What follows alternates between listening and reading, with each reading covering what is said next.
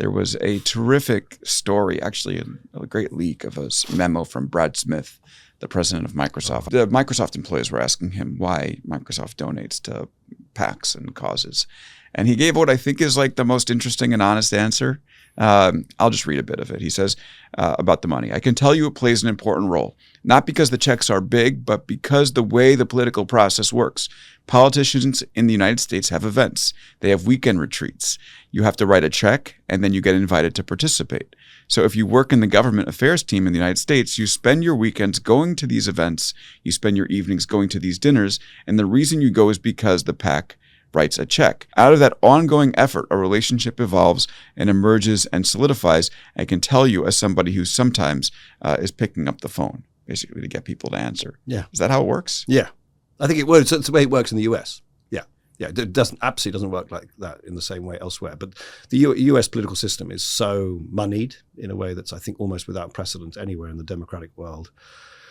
Certainly that I know about. And in a sense, what's happened under Trump too is that has just become, that transactionalism has just become way more overt. You don't like the idea of bringing a gold bar to the president? Yeah, exactly. Gold bars, paying for a gold laminated ballroom, all the rest of it. It's kind of like, it's become almost like a sort of pastiche satire of a highly transactional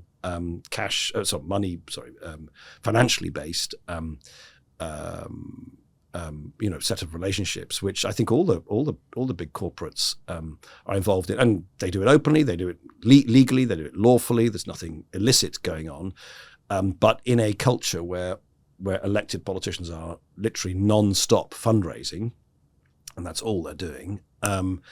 This has clearly become an established way, exactly as Brad, who I like and admire enormously, as Brad explained. It's not. You're not buying a decision. You're buying an entry ticket into an event, which then get et cetera, et cetera, et cetera. Are the retreats fun? I didn't go myself. There were much better placed folk in my Meta team who had much better relationships. I'm a non-American. My role was I had oversight when I was at Meta for the US operation, but was quite sort of globally focused. How do if we talked about in the beginning of this conversation, sort of the need for there to be a check on some of the companies within Silicon Valley, if they're pursuing this powerful technology, it doesn't seem to me like there can be if this is the way the system works. No, I mean, it doesn't mean that the US political system is incapable of regulating or putting constraints on companies that whose lobbying teams still make these contributions to go to the golfing weekend here or the dinner there and so on and so forth. So I don't think the evidence is that the US political system is just rendered completely inert but by this by the way in which corporate contributions through PACs and so on are made. It just seems to be the way in which the relationships are conducted and established in the first place. And the US body politic has regulated everything from the pensions industry to the banking industry to arms and oil, even though all of those companies and the companies in all of those sectors are doing exactly the same thing, trying to go to the same golf retreat, going to the same fishing weekend or whatever it is. So I don't think that I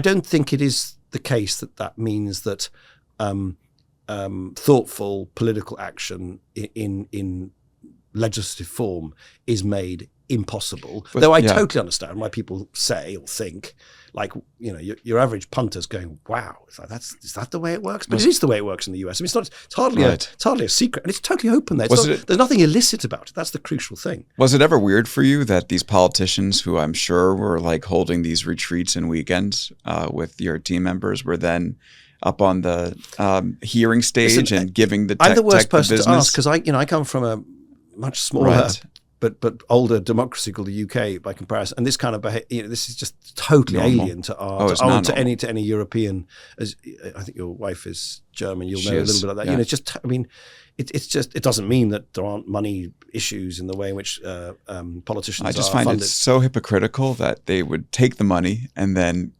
call this tech CEO in for the hearing and lambast them to show that they're tough on big tech. But wouldn't you prefer them at least to do that than then not lambast them? I mean, I think if anything, I prefer them to be effective, I guess, is my No. Listen, I'm with you, and personally, as I say, as a non-American, I'm just stunned at the sort of the extraordinary amount of money that sloshes around in American democracy. But it always has. It's kind of the way it is, and the kind of European approach of having any kind of state subsidy or anything for ads or for any kind of politics is considered to be, and for perfectly good reasons perhaps, it's considered to be deeply sort of suspect here in the US. We do it in New York, actually. In New York, we have matching funds. So if you every dollar you raise up until a certain amount, you get a matching fund. $7 or $8. Okay. So, I defer to you on that.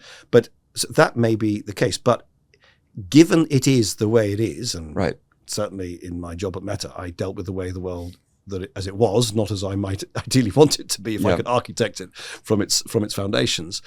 You'd want surely politicians to do exactly the thing you've just said, which is hypocritical, is they take the money and they invite person X from Silicon Valley Y to the fishing weekend or the golf retreat.